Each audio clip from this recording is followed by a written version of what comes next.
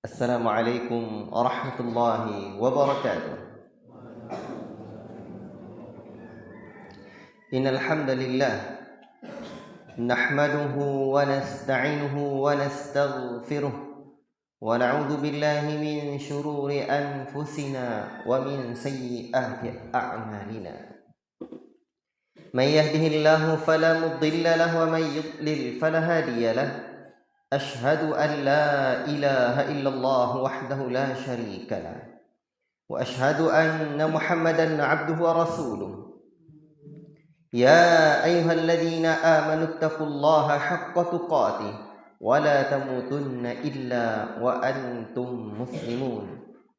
يا أيها الناس اتقوا ربكم الذي خلقكم من نفس واحدة وخلق منها زوجها وبث منهما رجالا كثيرا ونساء. واتقوا الله الذي تساءلون به والأرحام إن الله كان عليكم رقيبا. يا أيها الذين آمنوا اتقوا الله وقولوا قولا سديدا يصلح لكم أعمالكم ويغفر لكم ذنوبكم ومن يطع الله ورسوله فقد فاز فوزا عظيما. أما بعد فإن أصدق الحديث كتاب الله وخير الهدي هدي محمد صلى الله عليه وسلم وشر الأمور محدثاتها وكل محدثة بدعة وكل بدعة ضلالة وكل ضلالة في النار. أيها الإخوة barakallahu fiikum. Syukur kita kehadirat Allah Rabbul Alamin, Allah yang senantiasa memberikan kita rahmat dan nikmatnya sehingga kita senantiasa dapat sama-sama belajar menjadi makhluk Allah yang Allah Ta'ala cintai, menjadi ibadur rahman. Dan pagi ini kita belajar hidup dan perjuangan dari seorang besar, seorang yang sungguh sangat luar biasa, yang ajib, menakjubkan. Kalau kemarin kita sudah sebutkan khairun nas anfa'uhum linnas, sebaik-baik manusia adalah orang yang paling banyak memberikan manfaat buat orang lain. Sering-sering Ustaz sampaikan kepada antum, kalau gajah mati meninggalkan gading, rusa mati meninggalkan tanduknya, harimau mati meninggalkan belangnya, manusia mati tidak mungkin meninggalkan belangnya.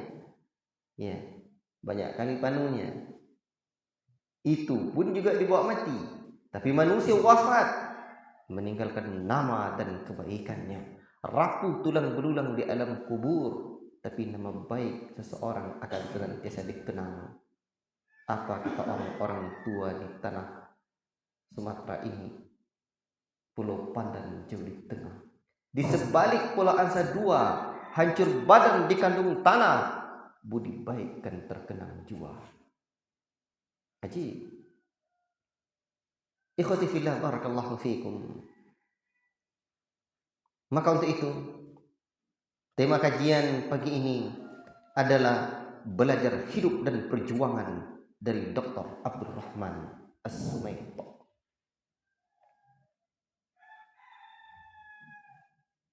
Awal pertama kali saya mendengar kisah tentang beliau sungguh sangat menakjubkan ketika saya membaca di internet. Kemudian saya juga dengar dan terinspirasi dari sedikit yang diceritakan, sedikit yang saya pahami, yang saya Masya Allah rasanya belum puas-puas mendengarkannya, dari Dr. Abdul Rahman Al-Musyaiti yang tadi malam saya ceritakan bagaimana beliau berdakwah di daurah waktu itu di Baikumbu. Ajib. Dan antum saat ini coba saya perdengarkan satu rekaman. Sebenarnya cukup yang sedikit ini saja antum dengarkan, antum merasa malu dalam hidup yang sesaat ini.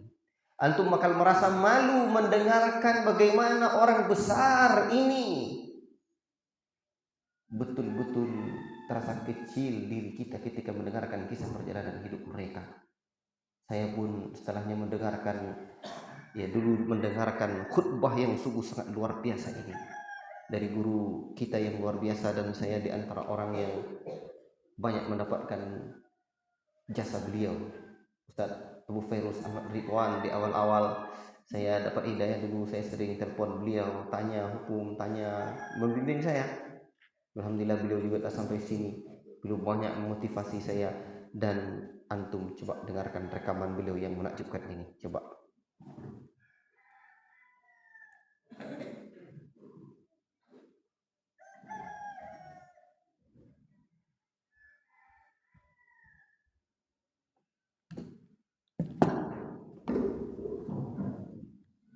Tidak bisa keluar suaranya.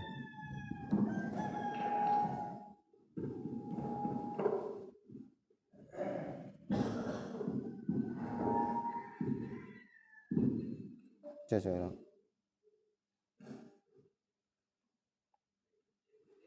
Dia mendengar, dia tidak diam, berangkat ke kemudian melanjutkan S2-nya di Liverpool, melanjutkan belajar.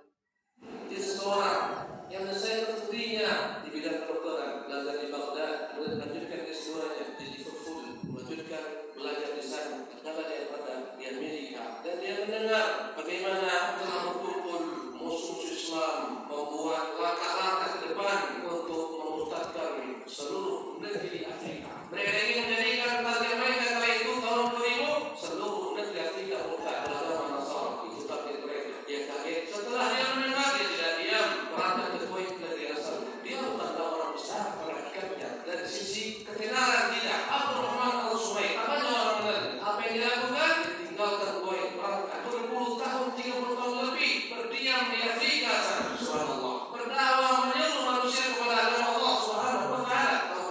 Berapa orang Islam di tangannya. Tadi saya katakan dia bukan orang besar, tapi dia punya semangat besar, punya cita-cita besar. Berpuluh tahun di Afrika, dia berhasil mengislamkan 10 juta manusia. Allahu Akbar. Dia berhasil mendirikan 5.000 masjid di seluruh negeri-negeri Afrika. Subhanallah. Di sebanyak 34 negeri-negeri Afrika. Udah tidak lagi.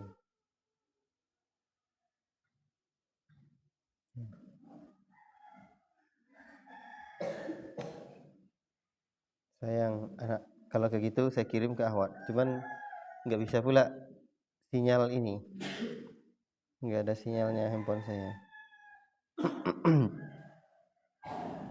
Baik, saya lanjutkan dulu ya yang ini, biar antum juga bisa dengarnya. Di Afrika, dia berhasil mengislamkan 10 juta manusia. Allahu Akbar. Dia berhasil mendirikan 5.000 masjid di seluruh negeri Afrika. Subhanallah. Di sebanyak 34 negeri Afrika, dia berhasil mendirikan 5.000 masjid. Berapa yang kita dirikan dari masjid? Berapa orang masuk Islam di tangan kita? Tanyakan diri kita masing-masing. Berapa banyak proyek-proyek besar yang dia bangun sendiri? Subhanallah. 7.000 sumber-sumber air berhasil dia buat. Sumur-sumur bor yang begitu dahsyat di negeri Afrika yang terkenal dengan kekeringan, sampai 1.500 meter ke bawah dia berhasil mengeluarkan air menjadi sumber kehidupan bagi masyarakat Afrika. Dia melihat betapa kemiskinan melanda negeri Afrika, sementara kebanyakan penguasa-penguasanya adalah kaum Nasara. Dengan program-program dikirim, diutus anak-anak mereka berangkat ke negeri-negeri Eropa sana, pulang membawa gelar doktor, profesor. Mereka yang menjabat sebagai menteri, mereka menjabat sebagai kepala negara, mereka menjadi orang-orang penting di negeri-negeri sana. Allahu Akbar. Kaum muslimin masakin, fuqara, apa yang dilakukan jemaah sekalian? Dia buat universitas besar di dua. Ulang lagi ya. Satu di Mali, satu lagi dia buat di Zinjib Manasara. Itu target. Saya ulang lagi. Dia seseorang yang menyelesaikan studinya di bidang kedokteran, belajar di Baghdad, kemudian melanjutkan S2-nya di Liverpool, melanjutkan belajar di sana. Tatkala dia berada di Amerika, dan dia mendengar bagaimana telah berkumpul musuh Islam membuat langkah-langkah ke depan untuk memurtadkan seluruh negeri Afrika. Mereka ingin menjadikan target mereka kala itu tahun 2000 seluruh negeri Afrika murtad beragama Nasrani. Itu target mereka. Dia kaget. Setelah dia mendengar, dia tidak diam, berangkat ke Kuwait, negeri asal. Dia bukanlah orang besar perhatikannya dari sisi ketenaran, tidak. Abdurrahman Al-Sumair, apa orang benar? Apa yang dilakukan? Tinggalkan Kuwait, berangkat berpuluh tahun, 30 tahun lebih berdiam di Afrika sana. Subhanallah. Berdakwah, menyeru manusia kepada agama Allah Subhanahu wa taala. Tahukah Anda berapa orang Islam di tangannya? Tadi saya katakan dia bukan orang besar, tapi dia punya semangat besar, punya cita-cita besar. Berpuluh tahun di Afrika, dia berhasil mengislamkan 10 juta manusia.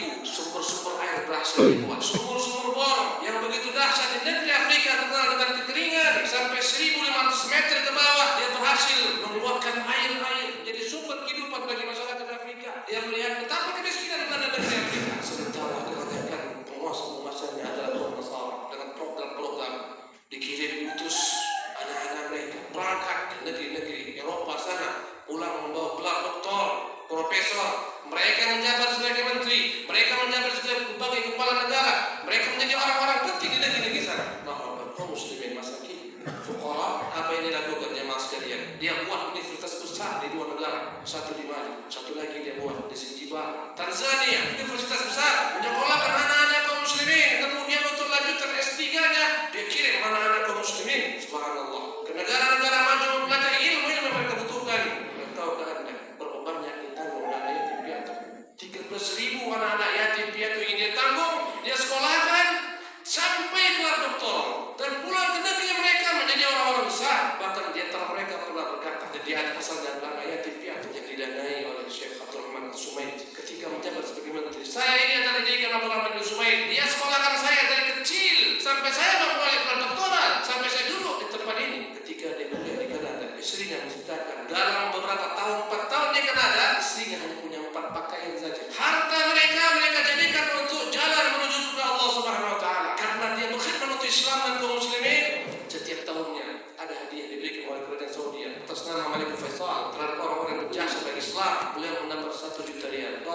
Bilangan tidak kecil. Tahukah Anda berapa yang diambil? Spesial pun tidak diambil untuk dirinya. Semuanya diinfakkan oleh Allah Subhanahu Wa Taala. Dia menceritakan bagaimana dia berdakwah di negeri Afrika. Subhanallah. Tatkala dijemput oleh seorang ingin bertemu dengan dia dan ternyata terlambat, mereka mengatakan mereka terhalang dalam perjalanan, banyak halangan di tangan. Kata dia, dalam perjalanan kalian menuju saya, ini adalah perjalanan penuh dengan nikmat. Kalian dalam mobil yang penuh dengan AC-nya. Saya pernah berdakwah di Afrika, saya pindah satu tempat ke tempat lainnya dalam kontainer-kontainer. Subhanallah, dalam mobil-mobil kontainer sampai belasan jam, sampai 18 jam. Pada tahun 2013 beliau meninggal. Rahimahullah taala rahmatan wasi'ah. Orang ini adalah orang yang tak kenal, tak betul dikenal oleh manusia. Tapi orang-orang Afrika mengatakan dialah raja di Afrika sana. Fuqara, masakin, mereka mengenal dia. Dia bukan orang berilmu syar'i sebagaimana saya sebutkan tadi, tapi dia mampu melakukan banyak amal dakwah. Ini contoh daripada contoh-contoh orang besar yang mampu berdakwah dengan apa yang dia miliki. Subhanallah. Maka Anda wahai kaum muslimin yang dimuliakan Allah Subhanahu Wa Taala, tanyakan kepada diri Anda, apa kontribusi Anda telah berikan kepada Islam dan kaum muslimin? Berapa masjid yang Anda bangun? Berapa orang yang Islamkan? Berapa orang yang Anda kirim mendapat petunjuk Allah Subhanahu Wa Taala? Tanyakan kepada diri masing-masing. Orang besar adalah orang yang senantiasa bercita-cita besar. Orang besar adalah orang yang terlahir bukan untuk dirinya semata, tapi dia terlahir untuk orang banyak. Itu ciri-ciri orang besar. Nabi kita yang mulia SAW mengatakan khairan nas anfa'uhum linnas. Orang yang terbaik adalah orang yang paling banyak manfaat untuk manusia. Tahukah Anda apa perkataan Syekh Abdul Rahman Al-Sumaid? Anak saya ada berapa orang? Yang paling bakhil di antara anak saya, yang paling kikir di antara anak saya, kami mengerti kikir adalah yang berkorban dengan setengah hartanya. Yang paling kikir menurut hitungan mereka di antara anak-anaknya adalah yang berinfak dengan setengah hartanya. Jemaah yang dimuliakan oleh Allah Subhanahu Wa Taala, apa yang telah Anda buat untuk Islam? Apa yang telah Anda persembahkan untuk kaum muslimin, untuk anak-anak kaum muslimin? Mari bersama-sama kita pikirkan. Hendaklah kita sejak saat ini berpikir selalu, sebelum aku meninggal, apa yang aku buat untuk Islam? Harta yang kita cari semuanya tak akan mungkin kita bawa ke dalam yang kubur. Yang akan kita bawa adalah amal saleh.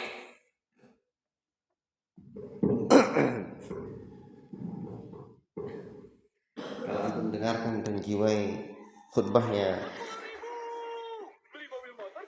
rekaman Ustazana Abu Fairuz Ahmad Ridwan tadi cukup melecet kita dengan khutbahnya yang luar biasa menggugah.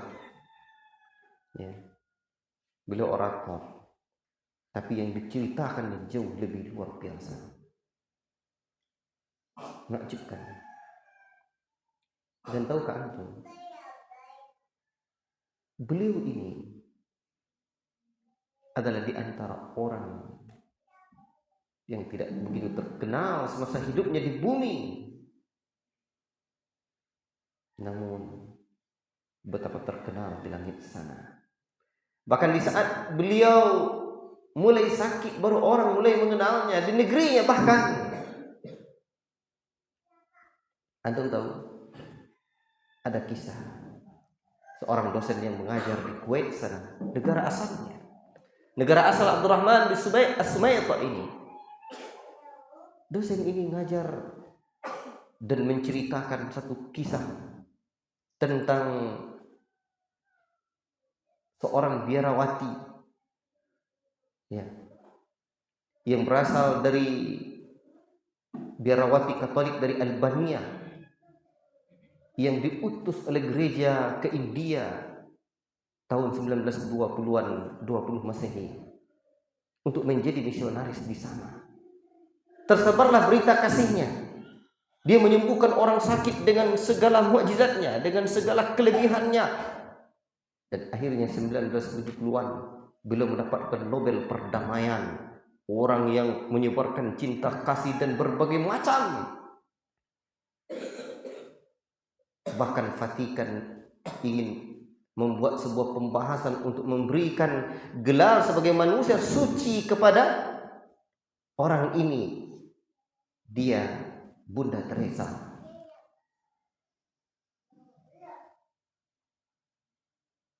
Ya ikhwan, dosen ini bertanya kepada mahasiswanya, adakah di kalangan kalian orang yang sehebat, orang yang banyak jasanya seperti Bunda Teresa ini? Banyak menghidupkan anak-anak miskin, membantu orang-orang miskin, membantu orang-orang yang sakit, tersebar cinta kasihnya. Demikian cerita yang ada. Antum juga bisa baca di Wikipedia dan biografi tentang Bunda Teresa ini. Tapi sayang, mahasiswa Pak dosen di negeri Kuwait ini pada terdiam. Siapa yang ingin mereka tunjukkan di abad ini? Seperti Bunda Teresa ini, yang sejatinya dia adalah seorang yang Katolik. Ya ikhwan, ini satu pelajaran besar yang sungguh sangat berharga bagi kita. Allah Rabbul Alamin, ya ikhwan, luar biasa. Sudah menyebutkan di dalam Al-Quran, bahkan kisah para nabi, ada yang Allah Subhanahu wa ta'ala memang ceritakan di dalam Al-Quran sehingga sampai kepada kita. Tetapi ada para nabi yang tidak sampai kisahnya kepada kita. Wa rusulan qad qasasnahum. Ada rasul-rasul yang sungguh telah kami ceritakan kepada mereka, alaika, kepada kamu, min qabl, sebelum. Dan ada lagi warusulan, dan ada rasul-rasul lam naqsushum, yang tidak kami ceritakan tentang cerita mereka, alaika, kepadamu, seperti yang Allah sebutkan dalam surah An-Nisa. La ilaha illallah. Jadi ada rasul-rasul yang Allah Ta'ala tidak ceritakan kepada kita, tapi mereka berbuat, mereka berkarya. Namanya tidak dikenal di bumi, tapi telah tercatat di langit sana. Ia orang besar di sisi Allah Rabbuna Jalla fi'ula, walaupun namanya tidak tertulis dalam tinta sejarah peradaban anak manusia. Inilah Dr. Abdul Rahman As-Sumait, orang yang tidak terkenal semasa hidupnya di bumi. Bahkan antum tahu, ketika Steve Jobs meninggal dunia, siapa dia? Pendiri apa? Ya, siapa yang jawab tadi? Wah, itu dia, pendiri Apple. Steve Jobs itu apa cita-citanya dulu? Satu waktu, dia ini dikabarkan, kawan saya cerita, saya belum baca langsung. Sahabat saya cerita, dia tengah berenang. Dia punya berpikir bagaimana, ya, waktu itu ada sebuah alat elektronik yang bisa dibaca dimanapun, di kapanpun. Akhirnya dia bertekad nanti komputer, kemudian produk-produk Android Apple ini bisa berada di setiap meja rumah dan kantor-kantor manusia. Akhirnya tersebar Apple. Dan begitu dia meninggal dunia, Steve Jobs ini tahun 2011, seluruh penduduk negeri dan dunia ini pada tahu bagaimana seorang yang berjasa besar, pendiri Apple, penemu Apple ini meninggal dunia. Tapi sebenarnya tidak begitu jauh masanya. Ada seseorang yang jauh lebih besar di sisi Allah Ta'ala. Bahkan dia tidak ada nilai apa-apanya, karena dia bukan seorang muslim, Steve Jobs itu. Namun orang besar di sisi Allah Ta'ala ini bernama Abdurrahman As-Sumaiti, tidak dikenal orang. Namun kenapa orang-orang begitu mengenal Steve Jobs? Apakah mereka betul-betul seperti yang Allah Ta'ala sebutkan di dalam Al-Quranul Karim di surah Ar-Rum? Kata Allah, ya'lamuna zahiran minal hayatid dunya, zahiran minal hayatid dunya wa hum 'anil akhirati hum ghafilun. Mereka tentang mengetahui kehidupan dunia ini, zahirnya dunia ini, ilmu dunia ini dia tahu, tetapi wahum 'anil akhirati hum ghafilun, dengan akhirat mereka lalai. La ilaha illallah. Kita tidak boleh seperti itu. Dunia kita tahu, tapi akhirat kita tidak mengerti. Sayang, mahasiswa Pak dosen di negeri Kuwait, negeri asal Dr. Abdurrahman As-Sumaiti ini tidak mengenal sosok manusia besar yang luar biasa ini. Pahlawannya bumi Afrika. Kalau tadi Ustaz Abu Ferus menyebutkan 38 negara benua Afrika yang telah beliau sampaikan manfaat hidupnya ke sana. Tapi di referensi lain sekitar 40-an. Ya mungkin boleh jadi pemekaran atau bagaimana referensinya. Sekitar itu, antum bayangkan. Dengan jasa yang sungguh sangat menakjubkan. Tadi Ustaz Abu Ferus sebutkan ada beliau sebutkan 10 juta ya. Tapi di referensi lain sekitar 11 juta manusia yang telah dimu'allafkannya. Antum bayangkan satu orang saja, la ayyahdiyallahu bika rajulan wahidan khairul laka min humurin na'am. Satu orang saja kamu dapat hidayah dengan sebabmu, lebih baik dari unta merah. Ajib. Berapa juta? La ilaha illallah. Belum lagi madrasah-madrasah yang dia dirikan, sekolah-sekolah, bahkan ada universitas yang didirikannya, yang dibuatnya. Luar biasa. Tadi di antara yang disebut oleh Syekh Firus apa? 5.000 masjid. Luar biasa. 700.000 sumur, bahkan ada yang digali 1.500 meter ke bawah. Haji. Anak-anak bumi Afrika itu diantarkannya sekolah, dididiknya, lalu mungkin doktornya dikirimnya ke negeri-negeri di mana tempat mungkin yang suatu saat nanti anak-anak bumi Afrika ini bisa membesarkan kampung tanah tumpah darah mereka lagi. Di antara mereka ada yang sudah jadi menteri, dan mereka mengatakan, dan itu adalah anak-anak yatim dahulunya yang dirawat dengan programnya Dr. Abdurrahman As-Sumaiti. Mereka adalah bapak kami, ayah kami. Luar biasa. Kalau antum tengok beberapa referensi juga tentang Dr. Abdurrahman As-Sumaiti yang luar biasa ini, jadi banyak jasa-jasa beliau yang lain, ya, sekolah-sekolah yang beliau buat, rumah sakit yang beliau dirikan untuk membantu orang-orang miskin, untuk membantu anak-anak bumi Afrika. Kalau antum tengok orang-orang di bumi Afrika ini, wah, luar biasa miskin.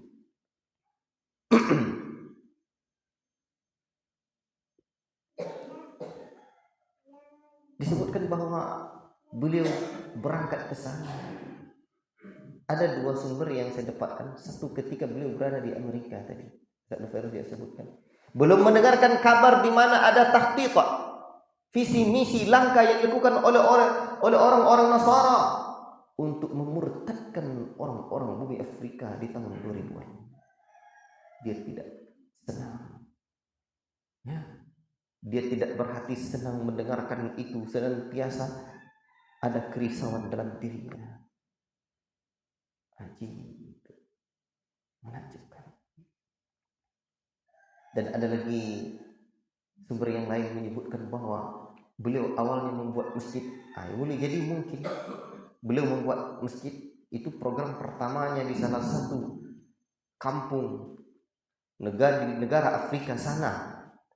Dan begitu sampai di sana beliau melihat anak-anak kaum muslimin, anak-anak orang Islam di sana dengan segala kondisi yang sangat luar biasa menyedihkan. Ironi sekali, banyak yang tidak mengenal apa itu al-Islam walaupun mereka beragama Islam. Akhirnya Dr. Abdurrahman As-Sumayd memutuskan dirinya untuk hijrah dan tinggal di bumi Afrika sana. Dalam referensi lain disebutkan juga beliau ingin mencari seorang istri yang siap menerima beliau apa adanya. Istri beliau ini dikenal dengan kunyahnya Ummu Suhaib. Ya. Dan antum dengar tadi saya Firus ceritakan bagaimana istri beliau hanya selama sekian tahun hanya punya 4 pakaian yang pakaian ini kotor dicuci lagi, pakaian ini kotor dicuci lagi. La ilaha illallah. Ya ikhwan, saya jadi teringat dengan kisah orang yang belum lama dari kisah kita. Tahukah antum Buya Hamka juga pernah mendapatkan perkara yang seperti itu. Seingat saya punya pakaian yang terpaksa dulu dicuci. Ya satu pakaian sarung ya dengan istrinya. Pejuang-pejuang itu sungguh sangat menakjubkan jalan cinta mereka.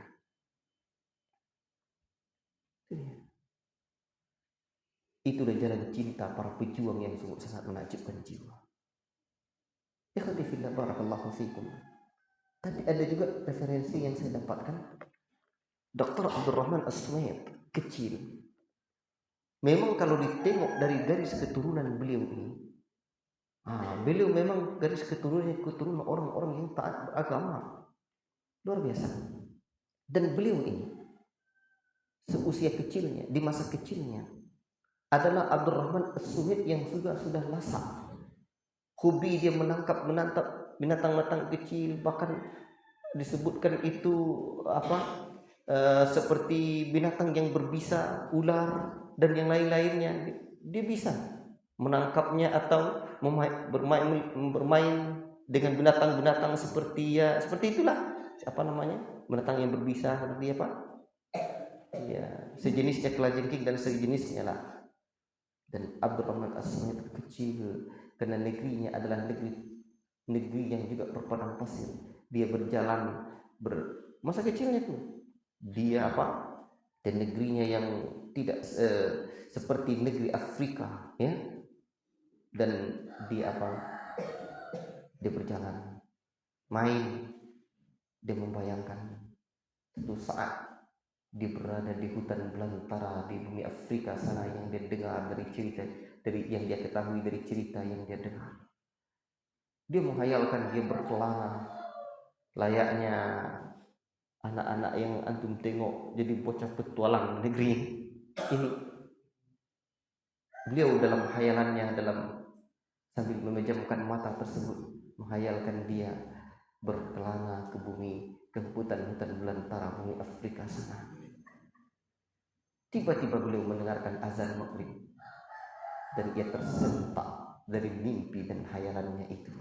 Dia pun balik kembali pulang dan ternyata beliau ingin melaksanakan salat. Abdurrahman kecil yang sudah terinspirasi entah dari siapa, pasti dari didikan orang tua atau keluarga dan lingkungannya. Luar biasa. Tadi malam saya berpikir elok juga satu waktu nanti dibuat disertasi misalkan bagaimana dakwahnya Dr. Abdurrahman As-Sumayd, penelitiannya ke Afrika sana, pergi dakwah sekalian ke sana. Ya. Ini itu menakjubkan itu.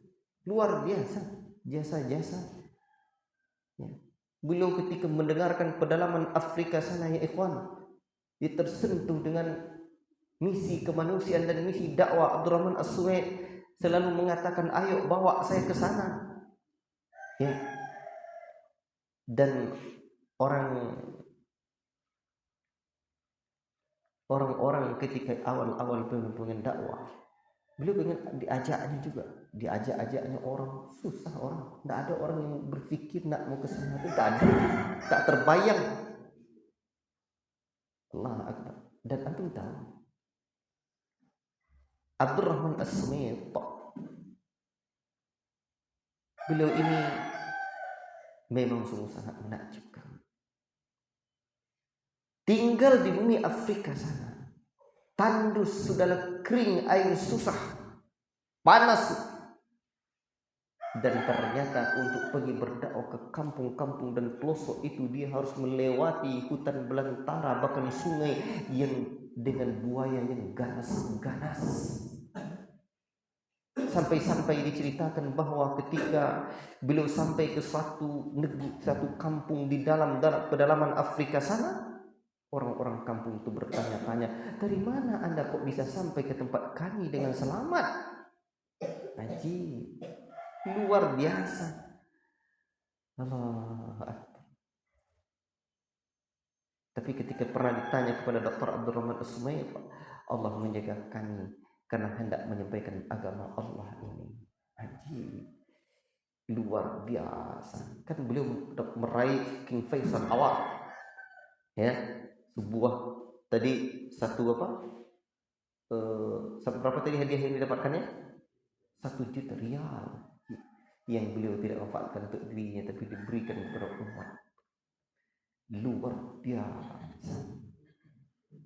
Saya jadi teringat juga dengan kisahnya Buya Muhammad Nasir. Antum tahu sekitar tahun 85-an seingat saya, beliau yang Muhammad Nasir juga mendapatkan penghargaan dari Raja Saudi.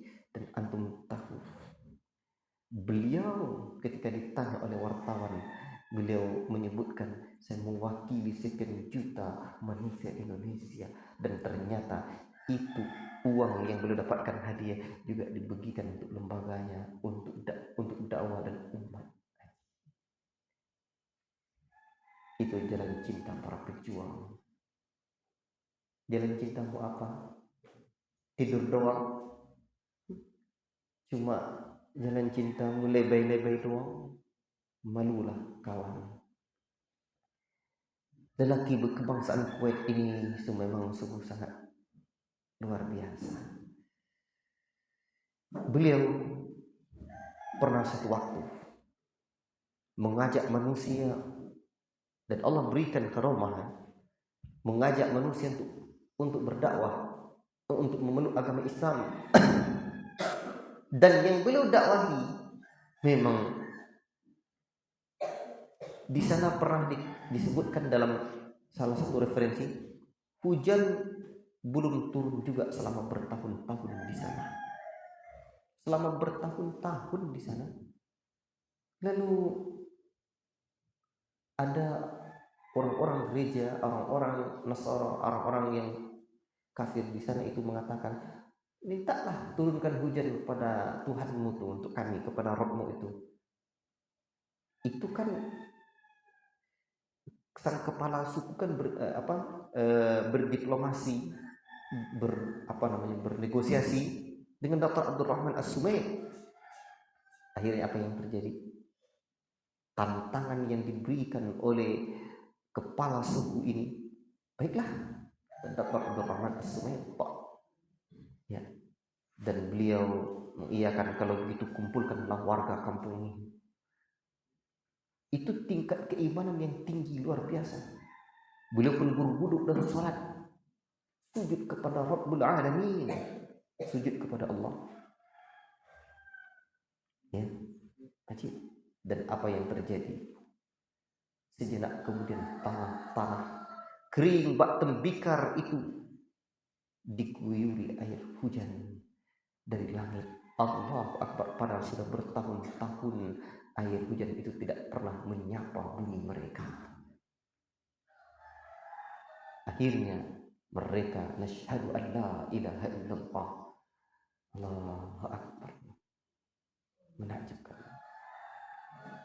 Tapi saya pernah juga, seingat saya, coba nanti cari lagi referensinya, tapi ingatan saya, beliau pernah berdakwah, dan itu wajar kan, terima akal.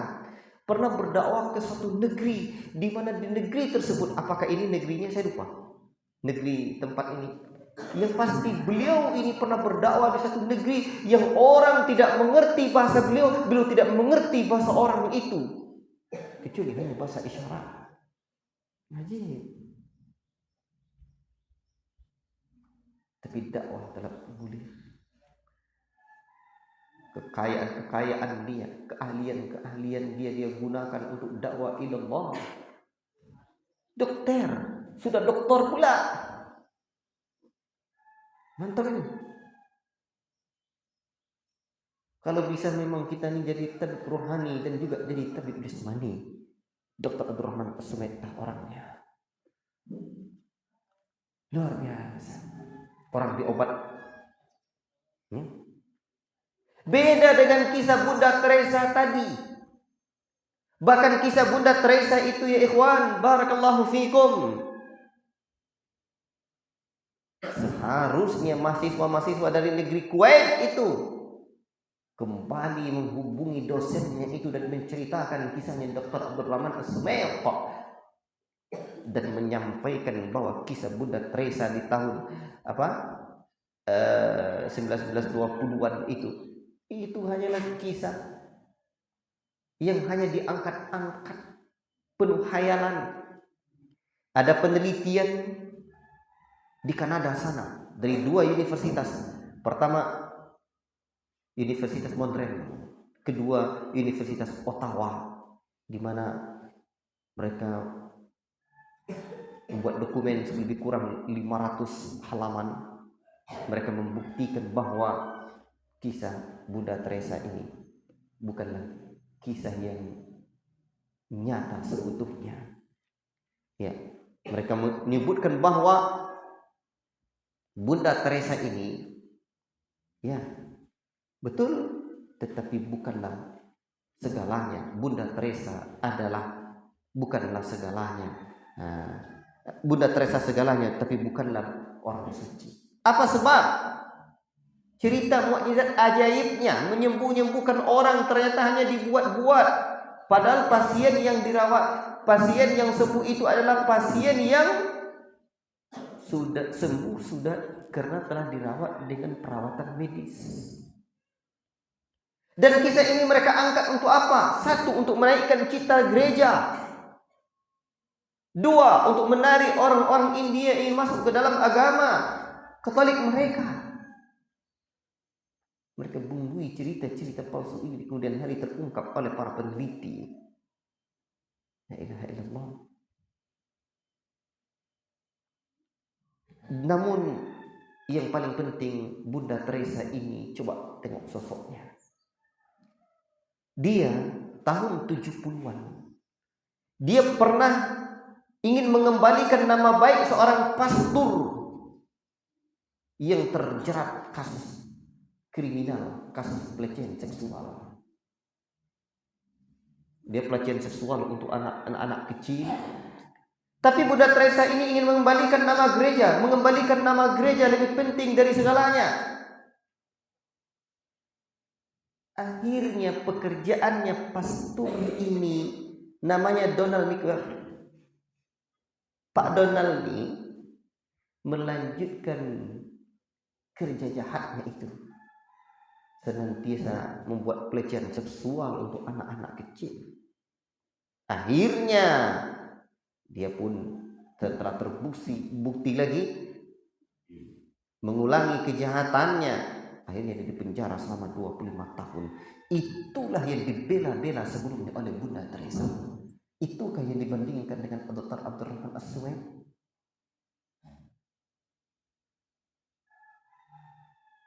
Tidak akan sama antara siang dan malam. Dr. Abdurrahman As-Sumaid, ikhwan, orang besar yang perlu kita gali perjalanan hidupnya agar kita terinspirasi. Tahukah itu? Beliau hakikatnya bukan seorang ulama besar, tapi karena ingin hidupnya bermanfaat buat umat. Menakjubkan. Dia nih Semasa hidup dia tuh tidak dikenal. Kapan kamu mulai? Baru dikenal ketika mulai beliau sakit. Sakit di usianya yang sudah sepuh. Entar sakitnya ya sakit jantung juga ya. Ajib.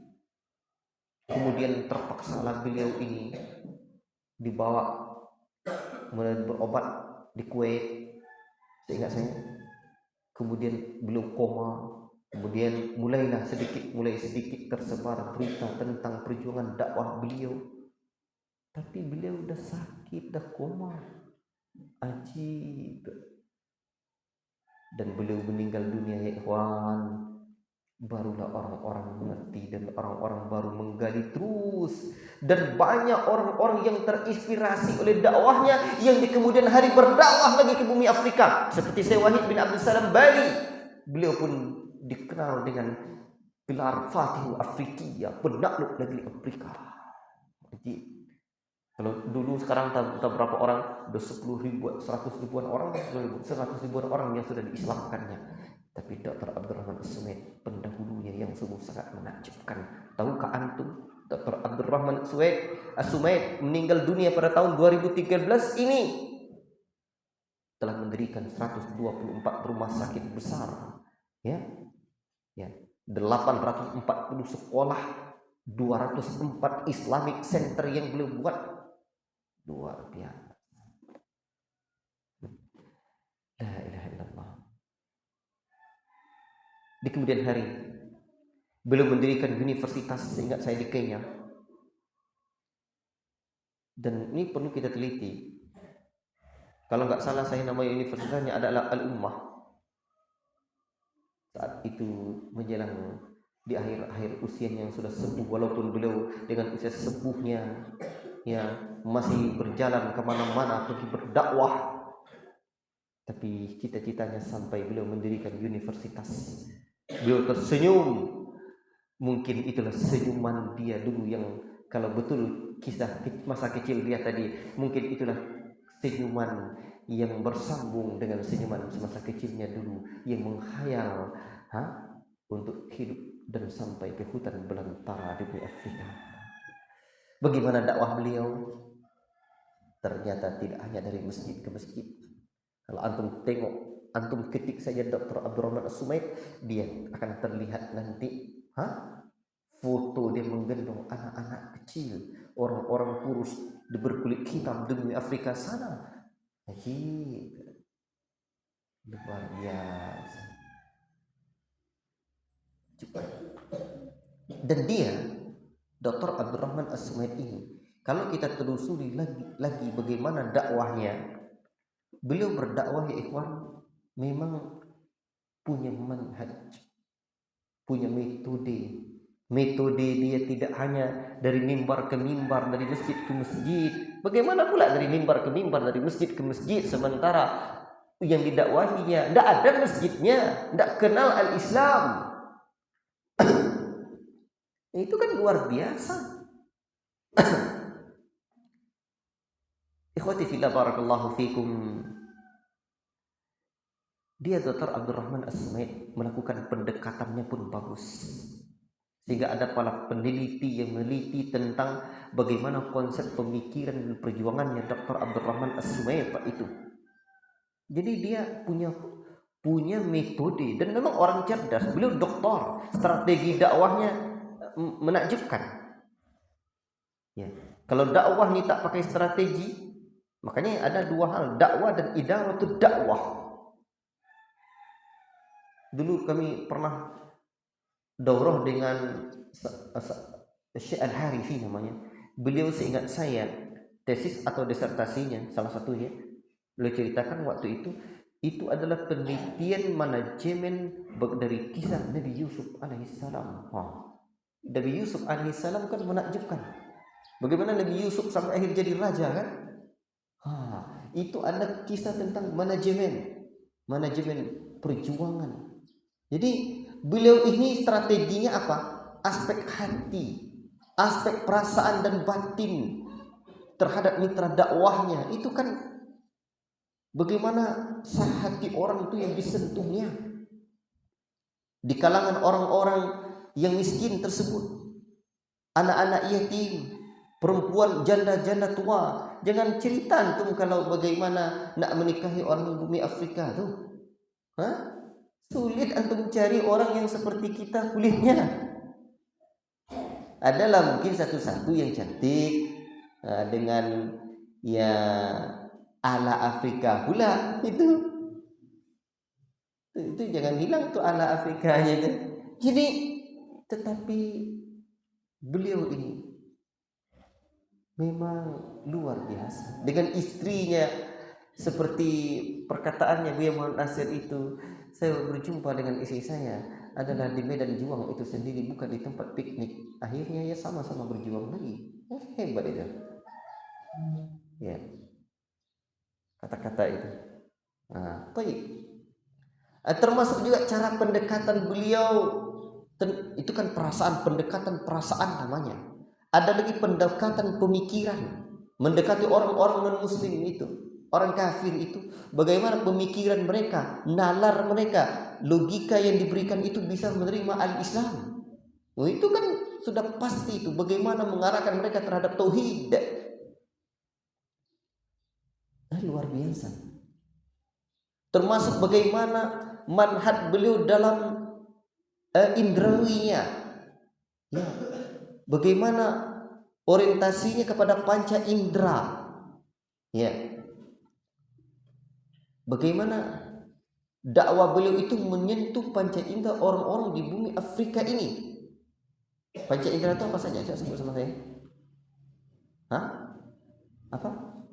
Terus mata, telinga, hidung, terus kulit, terus disentuhnya tuh semuanya dengan memberikan kesehatan dan pengobatan buat mereka. Paham tuh? Tentulah orang senang. Jadi ada metode perasaan, tersentuh jiwa orang itu. Ini jiwa.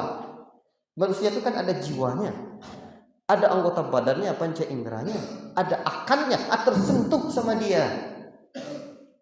Apapunlah program dibuat, tapi kalau jiwanya mau disentuh, panca inderanya disentuh pula, akalnya pula disentuh, akan banyak berbagai macam akan kita buat. Di sini pula kita belajar dakwah pedalaman itu. Apa programnya Ustaz? Apa konsepnya Ustaz? Buat apa kita Ustaz? Buat apanya itu? Kalau tujuannya ini jelas. Kalau nak disentuh jiwanya, kalau nak disentuh akalnya, kalau nak disentuh panca inderanya. Bisa paham maksud saya?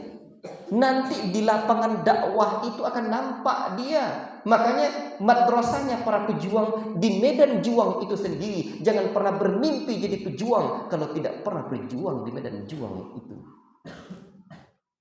Tak bisa. Itu bisa dapat dia, manusia ini berakal cerdas. Itu dia.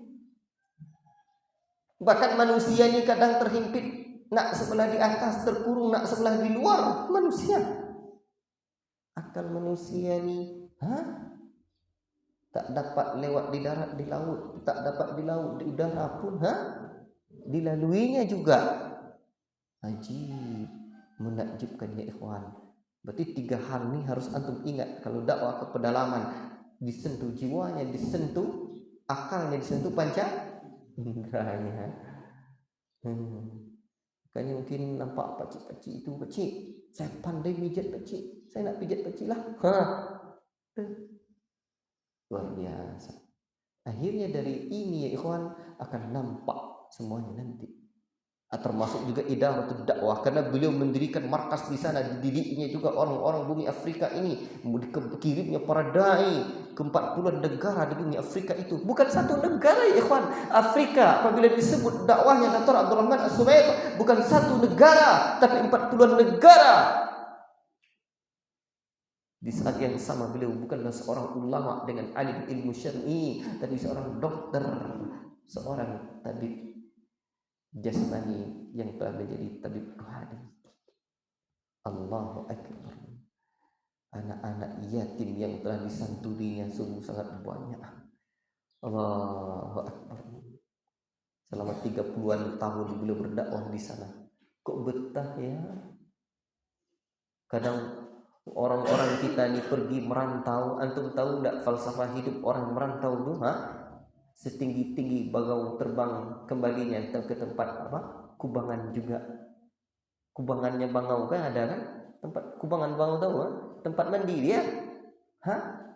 Selomak-lomak nasi dimakan mulainya berarti sesuap je. Ha, nanti sejauh-jauh badan merantau ada masanya kembali juga ke kampung halaman. Bahkan pergi merantau rumah di perantau di perantauan bentuk akan mati, tapi di kampung halaman istana megah telah dibuatnya. Itu dia balik masa-masa usia tua, balik ke kampung halaman atau balik ke Jawa lagi, menghabiskan hari-hari tua dan mau wafat di tanah tumpah darah lagi. Abdurrahman As-Sumayyid, dia tak pikir itu. Walaupun sakit dirawat di negerinya, tetapi ikhwan, antum tahu kadang negerinya negeri yang memang kaya, sehingga memang wajar orang-orang Arab pun kadang pergi berobatnya ke negara-negara yang lebih maju lagi untuk berobat, wajar. Tapi beliau menghabiskan hari-hari dan waktu-waktunya untuk berdakwah di bumi Afrika sana, pahlawannya bumi Afrika. Allahu Akbar. Kalau jiwa manusia ditentu, sudah tentulah hadir masjid, hadir. Kalau akal manusia disentuh, tentulah hadir lembaga-lembaga pendidikan sejak jenjang formal dan formal dan segala-galanya. Kalau panca indera disentuh manusia, maka wajarlah apa? Sumur ada, wajarlah apa? Rumah sakit ada. Luar biasa. Belum lagi para dai yang disebutkan ribuan banyaknya yang belum kirim di berbagai penjuru bumi Afrika. Menakjubkan ya ikhwan. Inilah orang-orang yang telah menghabiskan hari-harinya untuk dakwah ilallah. Senantiasa kita ulang-ulang kalimat indah yang sering saya sebutkan ini, dan sejak saya mendengar saya berupaya untuk menghafalnya. Wala ka ummuka ibna adam bakiya wan nasu haulaka yadhakuna surura. Dulu makmu wahai anak Adam melahirkan kamu dalam keadaan menangis, tak ada kita yang tertawa, tapi mak kita tersenyum dhahikan masrura, mereka tersenyum bahagia. Fa'mal liyaumi mautika, beramallah engkau untuk satu saat di hari kematianmu, idza bakau antakuna dhahikan masrura, di saat mereka wafat, di saat mereka menangisi kepergianmu, sementara kamu tersenyum bahagia menuju Rabbmu. Siapa sih yang tidak menangisi kepergian Dr. Abdurrahman As-Sumayyid?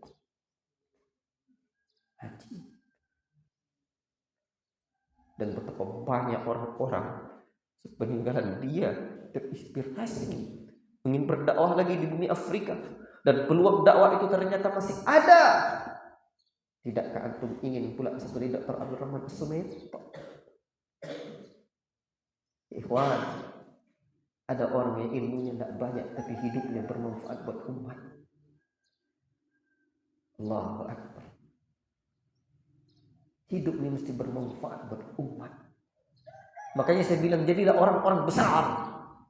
Abu Fairuz itu kadang dulu memotivasi saya di sini. Beliau cerita tentang orang besar. Sebenarnya beliau memotivasi saya, tapi yang tampak memuji saya. Beliau sebut ustaz yang kalian dengar ini, ustaz yang dulu saya kenal bukanlah beliau, dia adalah orang besar katanya, padahal dia yang memotivasi saya dan beliau menyebut itu untuk memotivasi saya. Kenal kata Ustaz Mufair, orang besar adalah orang yang senantiasa punya pemikiran besar.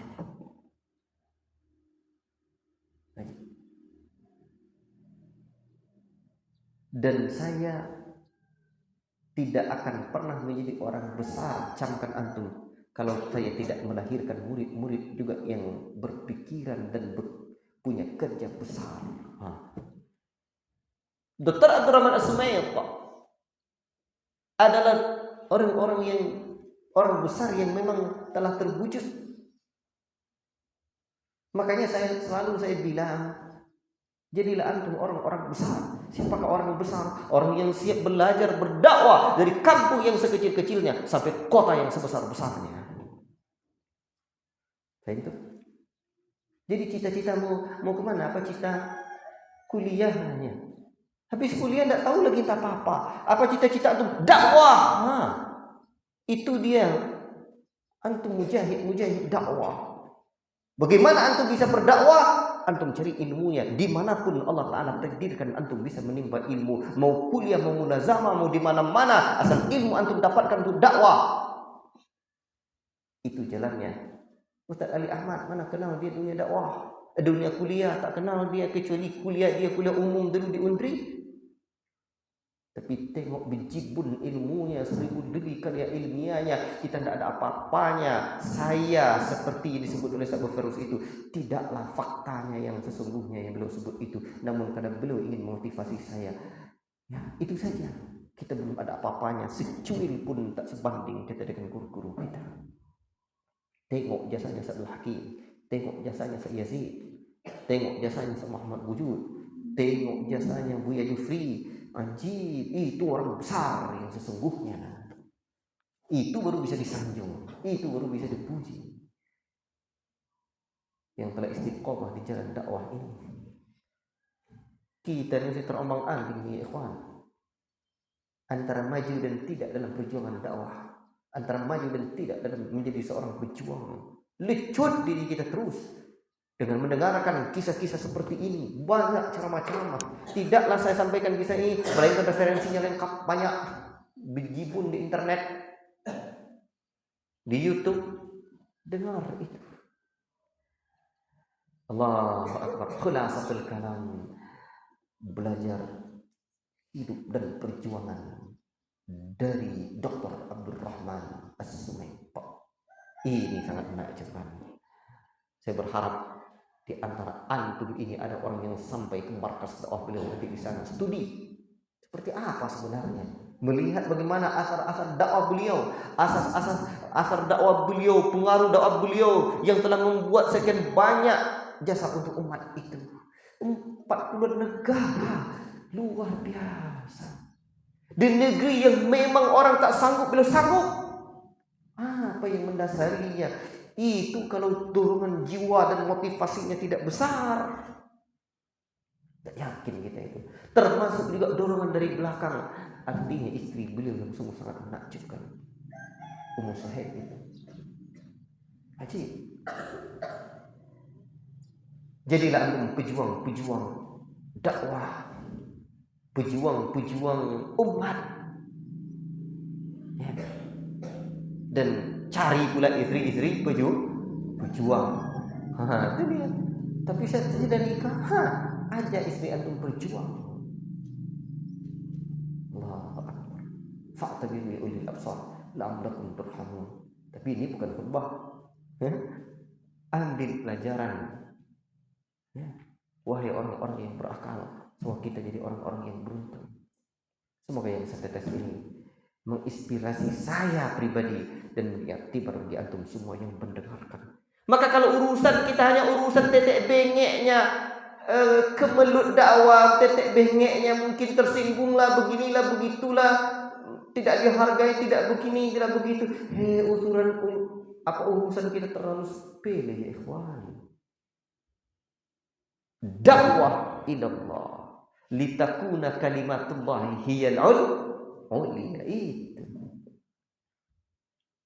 para sahabat itu iman mereka meningkat itu karena memang di antara mereka bersama perjalanannya bersama Nabi dalam perjalanan dakwahnya itu apa? Mereka ajib. Kadang satu mati itu di hadapan kawannya, di hadapan sahabatnya. Apa pula iman tak naik. Sekarang kita siapa baru yang mati? Tapi jangan doakan saya cepat mati ya. Masih banyak tugas dakwah kita lagi. Namun kalau itu tadi apa boleh buat, antum berbangkit. Ya, mati satu, tubuh 1000. Barakallahu fikum. Jadi tambah iman, kita belum buat apa-apa. Iman itu baru naik seiring dengan pengorbanan kita yang banyak. Bukan ilmu banyak saja. Buat korban untuk agama Allah nih. pengorbanan untuk agama Allah itu yang akan menambah iman. Makin banyak pengorbanan kita, semakin akan tambahlah iman kita. Wallahu ta'ala alam bisawab. Allah manfa'na bima 'allamtana wa 'allimna bima yanfa'una. Wa sallallahu wasallam ala nabiyyina Muhammad wa ala alihi wa sahbihi ajma'in. Rahimallahu Abdurrahman As-Sumaid. Wassalamualaikum warahmatullahi wabarakatuh.